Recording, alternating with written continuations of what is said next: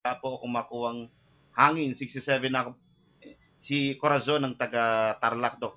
Aling Corazon, hindi ko kayo Mm. sasagutin. Kasi Mm. kailangan magpatingin na ho kayo. Kasi mahirap Mm. po yung sabihin natin hirap kayo huminga. Mm. Baka may komplikasyon kayo sa puso o kaya sa Mm. baga or both, no? Baka Aha. minsan baka makalimutan nating huminga. So Mhm. kailangan magpatingin na kayo sa nearest na doktor. Nakalimutang makahinga?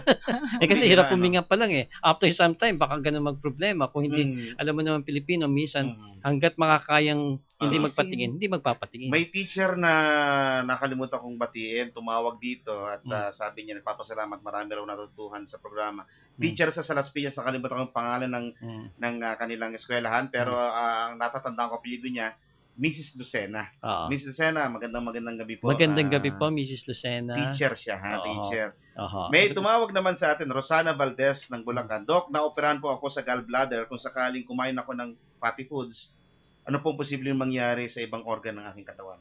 Well, unang-una hindi na madadigest yung fatty food. So, ang mangyayari niyan, usually, yung pagdumi niya ay medyo oily. Second, kapag na-operate sa fatty liver, malaki, sa abdo, gallbladder, no?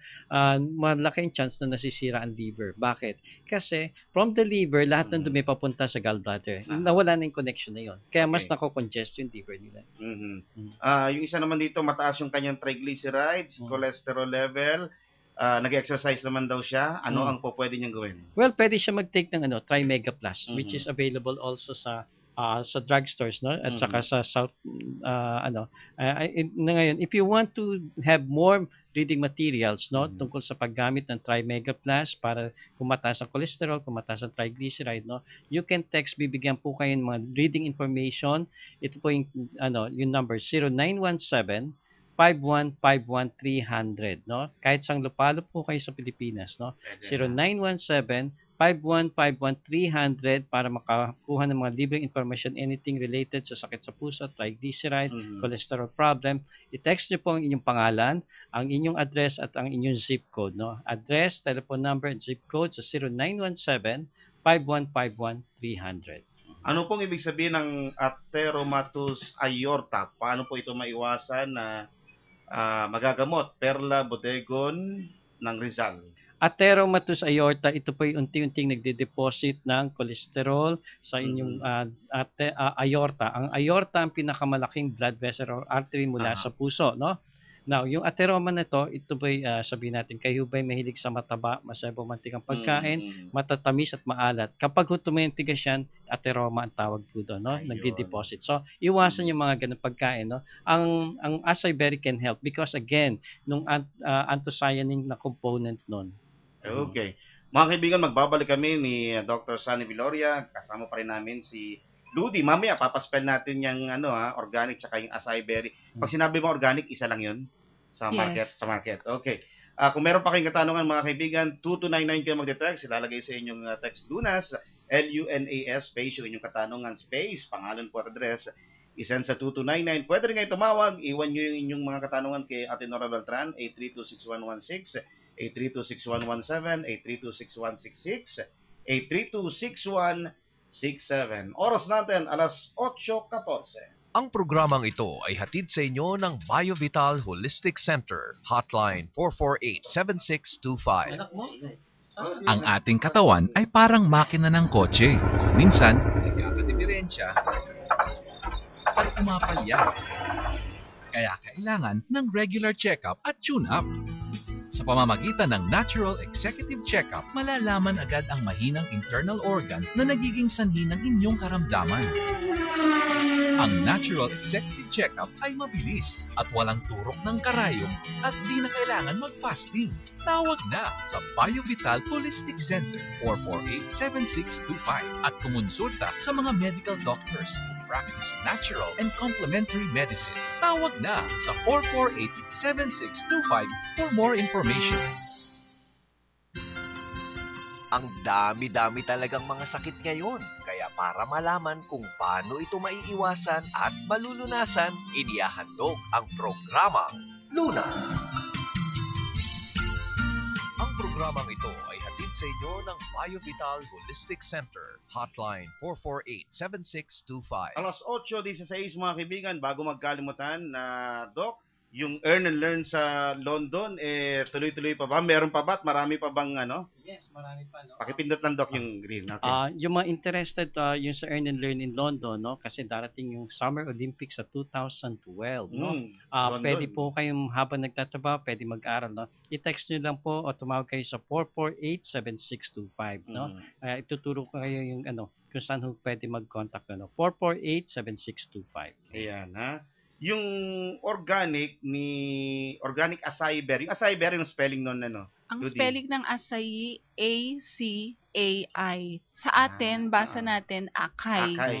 Akay. Pero in Brazil, Mhm. it pronounced acai. Okay. So, kung ba, pupunta ako ng Watsons, sabihin ko organic lang, yun na yun. Sabihin nyo organic or Acai. acai, alam na nila. Alam na Kasi nila yun, ha? nung una, yun din naging problem namin. Kasi binabanggit namin acai. Pero sa mga pharmacies, Mhm. ang basa nila is akay.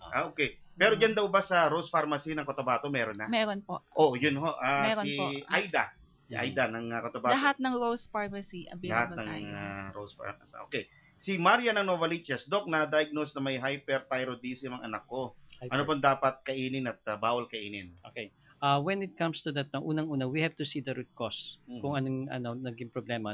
Kapag may hyperthyroidism sa tayo, more on the seafoods ang hindi pwede. No? Mga seafoods ay medyo ibabawal natin, particularly. No? And then, anything na malamig na inumin pagkain, as much as possible, limit. Limit lang yun. Naku, nakalimutan ko itanong ito kay Ludi. Dito ho, mag-anuhan ho tayo, ha? Tayo, gusto ko rin tapat din sa ating mga listeners and viewers.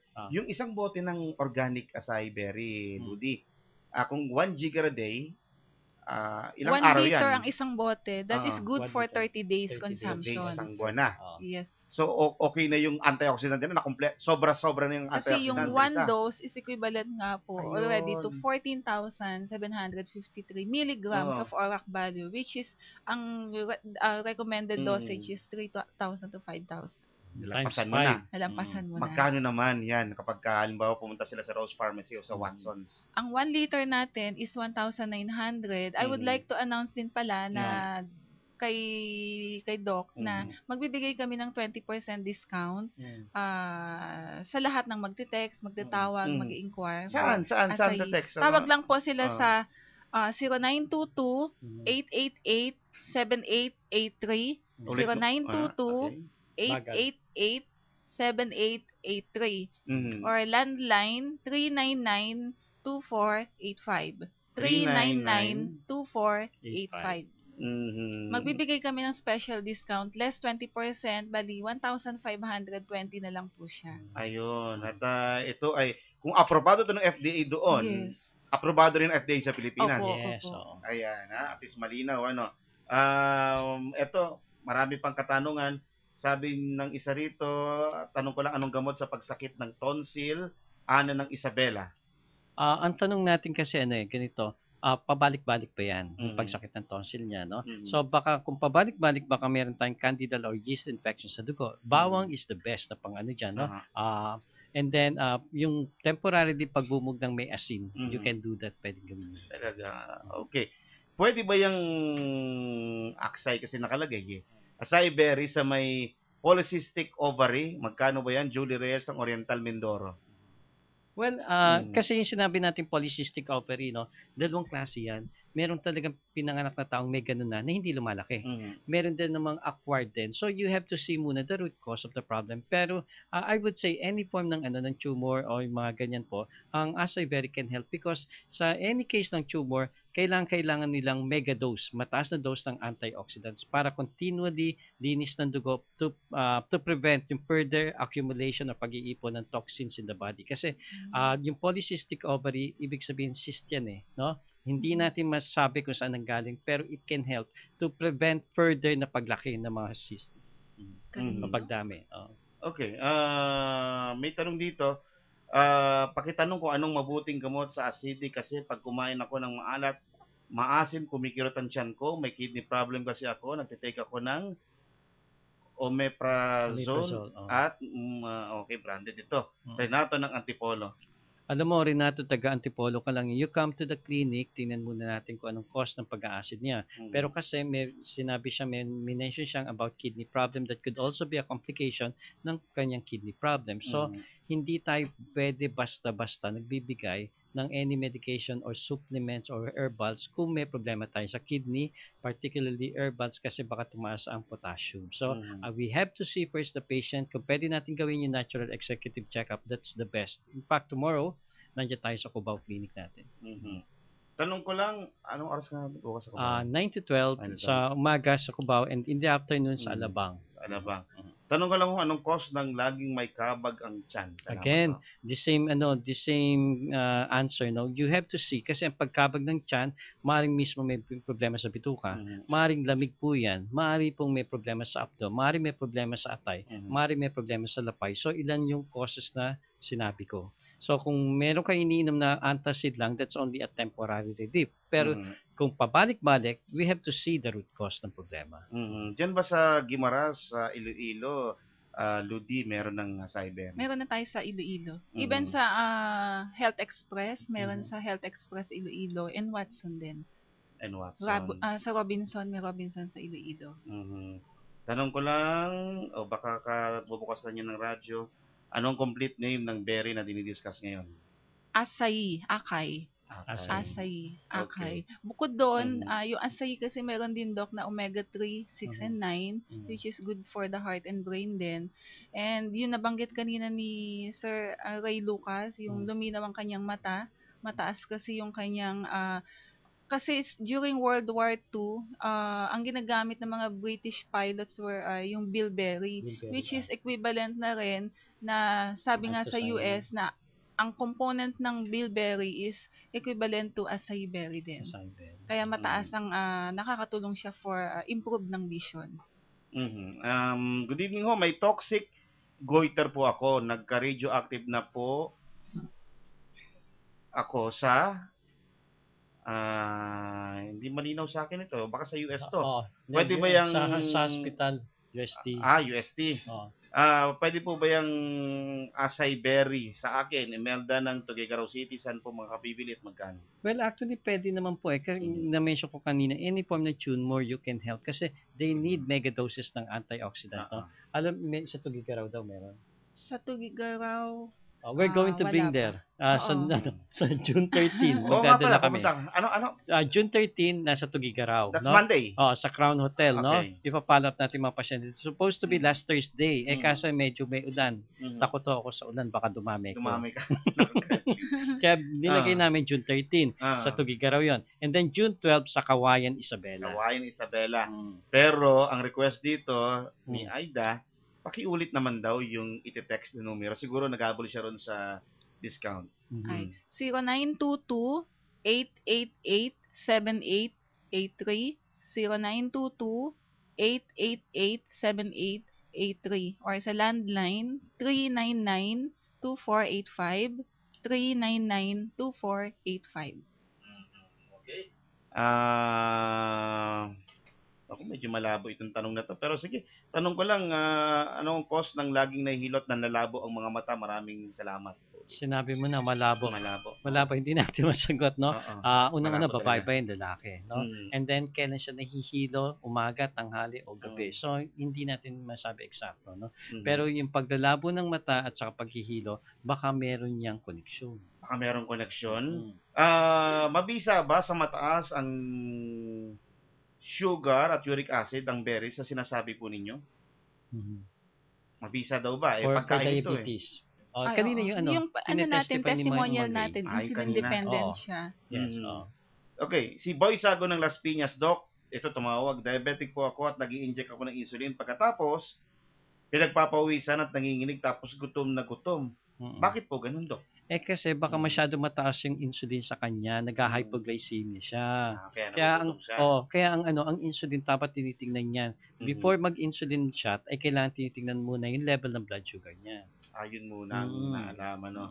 Okay, ulitin lang ho namin itong binabanggit ni Ludi, paglilinaw, hindi food supplement, kundi ho pagkain. Yes. At superfood tayo. Number 1 superfood in the world.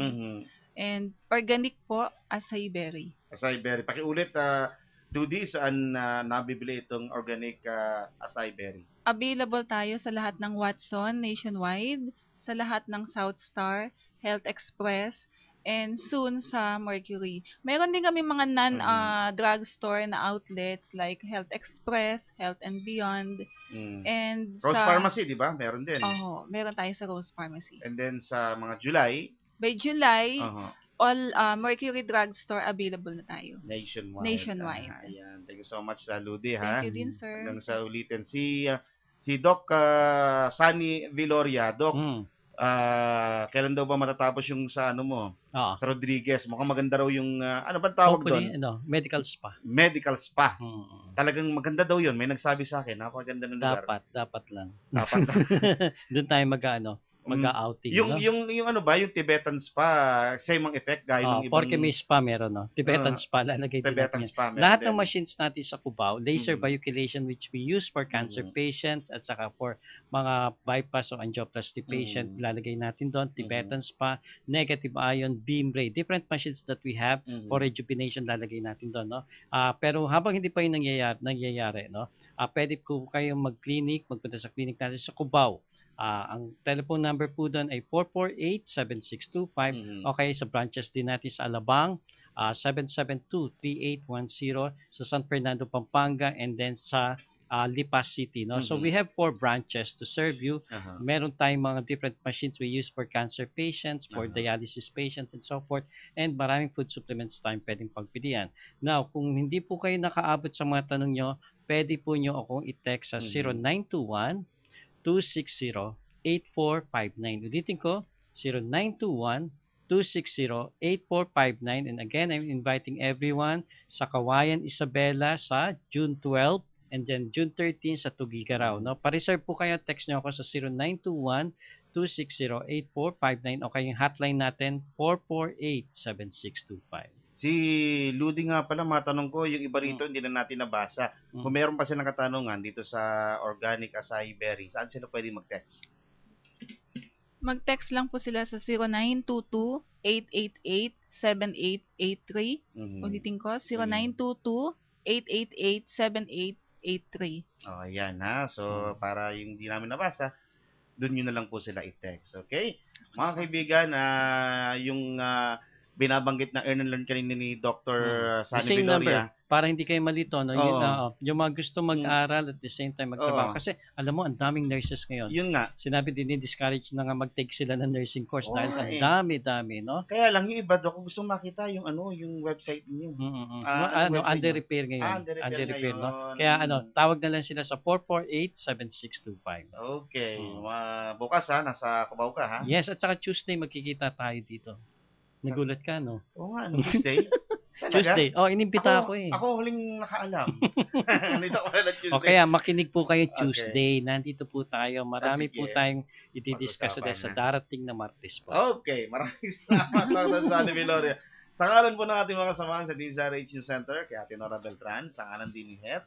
Sino kasama mo, Het? Si Arnold Arroyo, si Arnel Tatel, sa ngalan din ni Rafi sa Aris TV.